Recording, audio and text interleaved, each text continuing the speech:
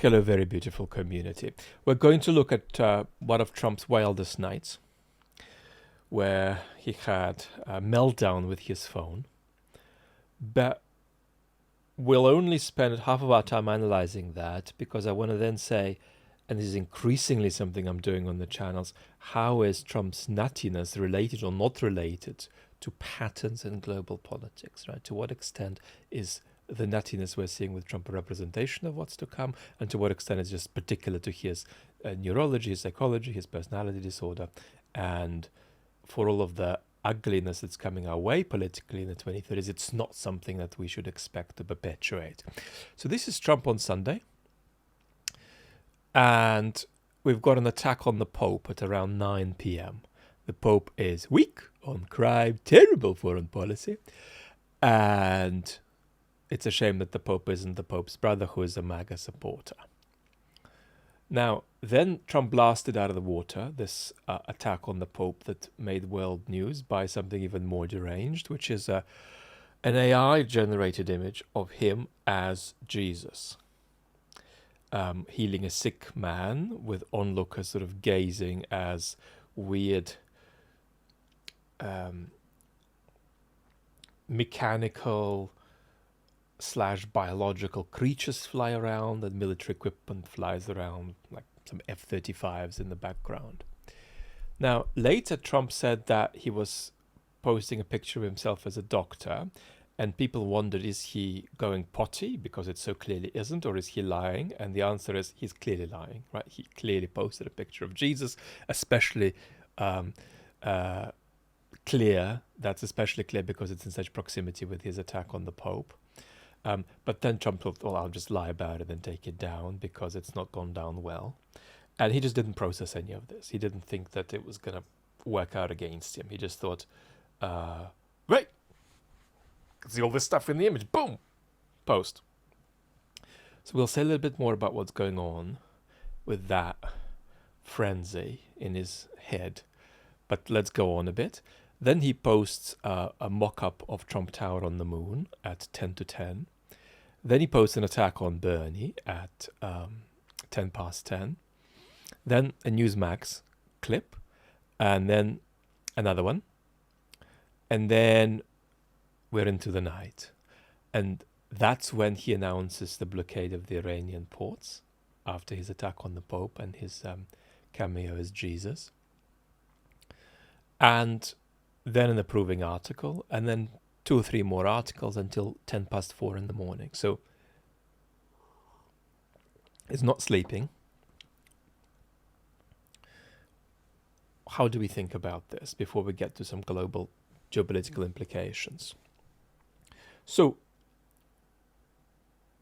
this is difficult to capture because it's an interaction of NPD and ADHD. So let's start with the NPD. Things are going very badly for Trump. Really, really badly. Iran could not be going worse, and he feels angry and stuck, and he's no longer getting much narcissistic supply at all from the grandiosity of his initial attack on Iran. And when a person with the severity of Trump's personality, narcissistic personality disorder, runs short on narcissistic supply, this is existential.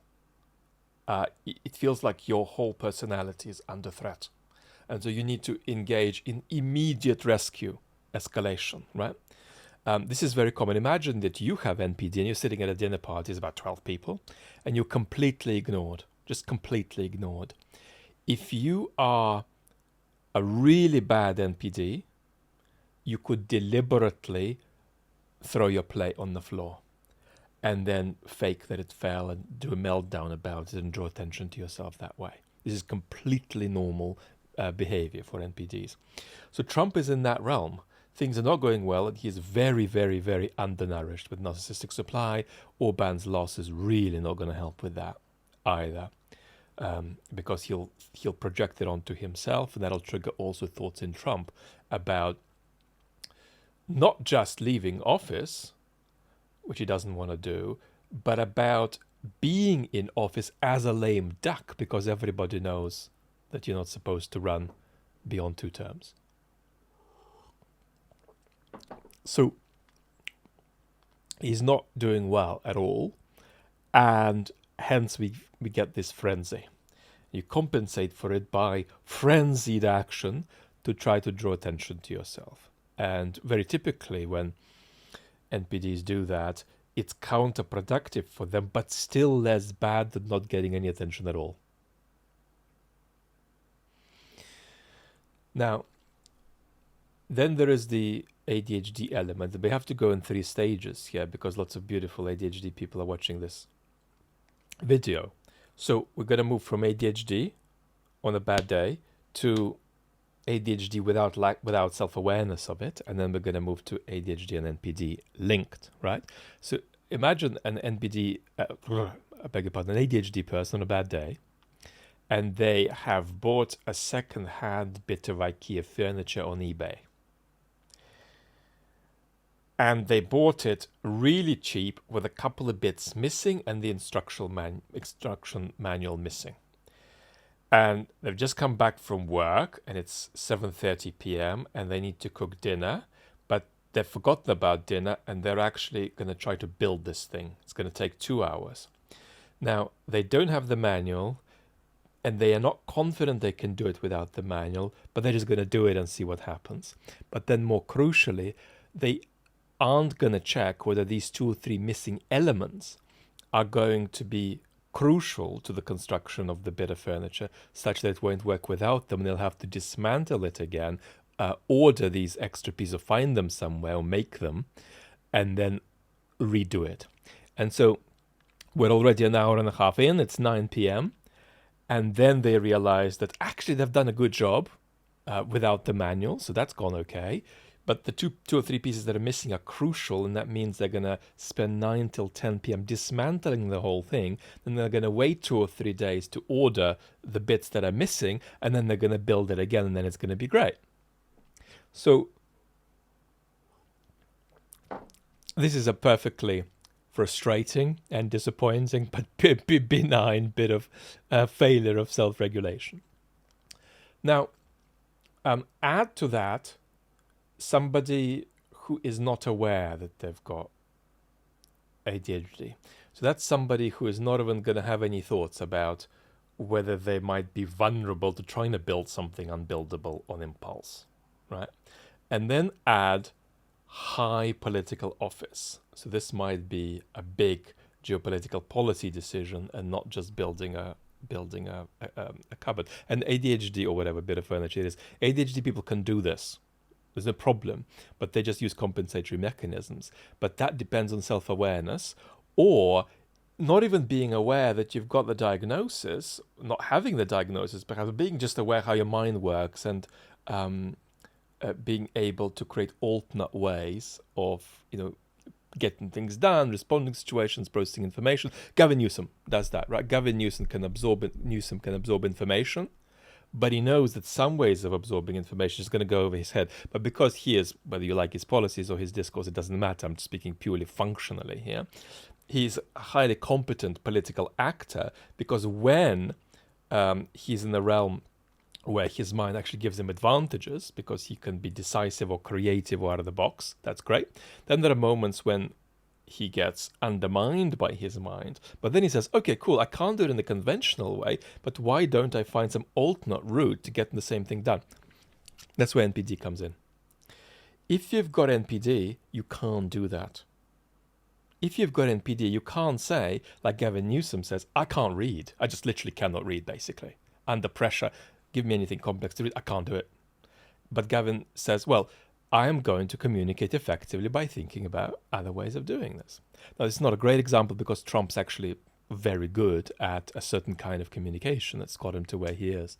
But Trump doesn't have these thoughts. So for all of the challenges he gets from his brain, he has no compensating mechanisms because his NPD says I'm perfect, so I don't need any compensating mechanisms for anything, right? And we all do this in life in different ways. I mean, I'm neurotypical, I don't have autism or ADHD, but I have brain inflammation. And so as I'm speaking to you now, I am regularly just stalling, having lost track of my thoughts and trying to regain it without you noticing it. I'm regularly using not the words I want to use, but the words that first come to mind that I can just about get away with and convey my point.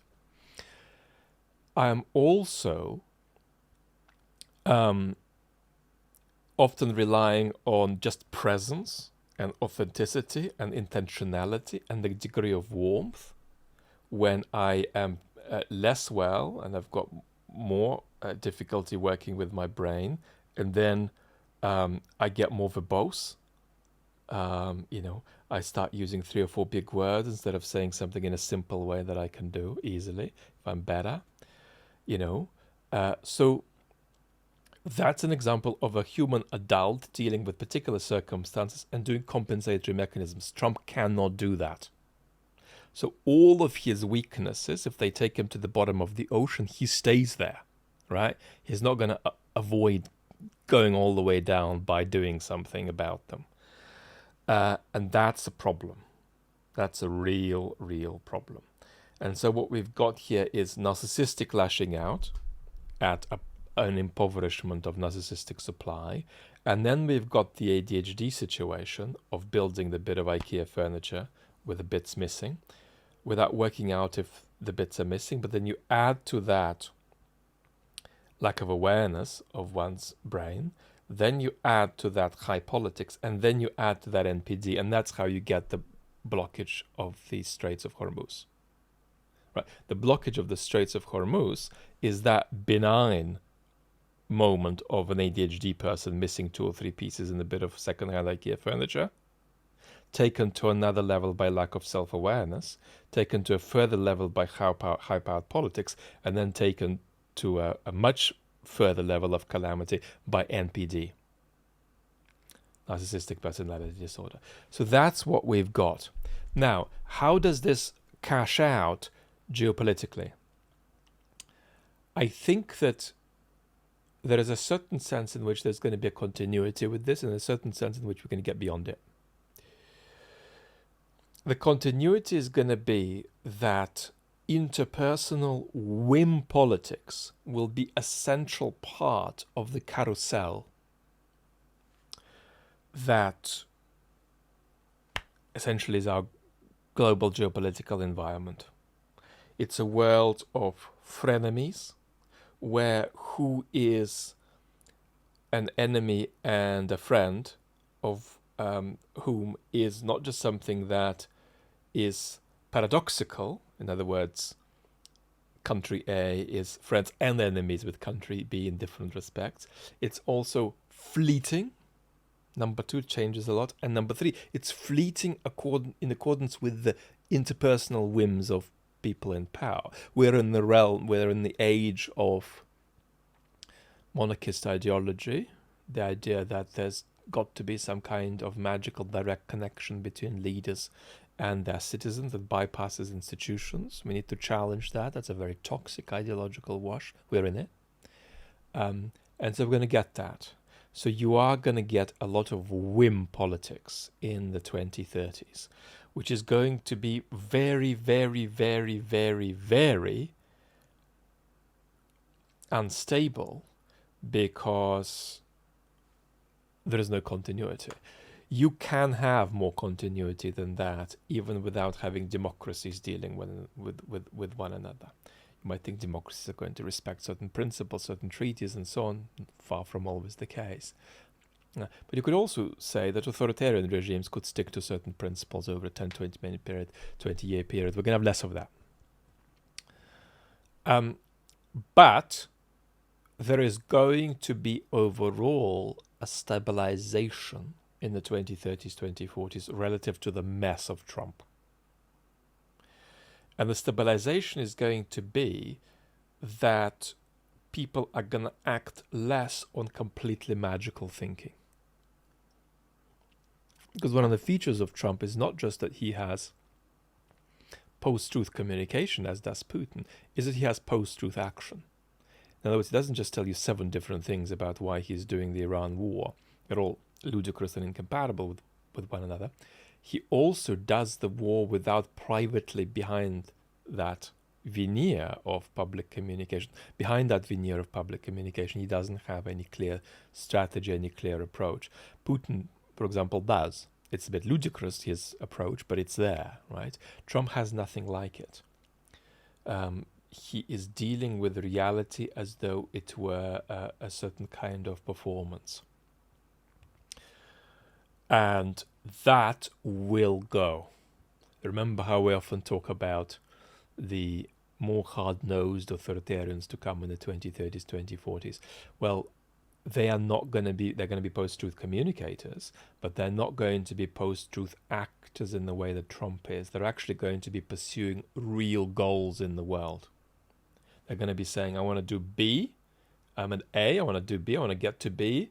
I've got 3 ways of doing it. I'm going to pick the second one and boom, this is what I'm going to do. It could be delusional, it could be wrong, it could be ethically grotesque, but it's not going to be post-truth action in the sense that it's going to be action that is tied to certain sort of representational views about the state of politics in which one's trying to interfere. Whereas Trump is a post-truth actor. For him, Iran is a fake soap character, just like Putin is, right? Putin is a kind of a... And this is why it's wrong for people to say, well, Trump admires Putin in way X, Y, Z. No, he doesn't. He invents his own Putin in his head and applies that costume onto the real Putin and then bathes in the glow of Putin that has been costumed by Trump himself. So that's going to go, and that means we will have a little bit more stability. We will have a little bit more consistency. Even though that strange carousel will be very amorphous and gooey and ugly, it'll still be increasingly constituted by non-post-truth actors who do post-truth communication. So these are going to be people who do less stuff that is going to be self-evidently against their interests. Trump doesn't think in terms of things being for and against his interests primarily. He primarily feeds on narcissistic supply. So that's not to say the world's going to be better, because these are going to be unlovely actors more systematically pursuing unlovely ends, but they're not going to have the kind of mess in their heads that Trump has, and they're not going to reproduce that mess onto the international stage. In other words, they could have attacked Iran, but they would have attacked it with a clearer strategy. Self-defeating strategy perhaps, but a clearer strategy. They will not be post-truth actors. So that's the sense in which it won't continue like this. But the sense in which it will continue is that we're going to be, at the whim of interpersonal power politics.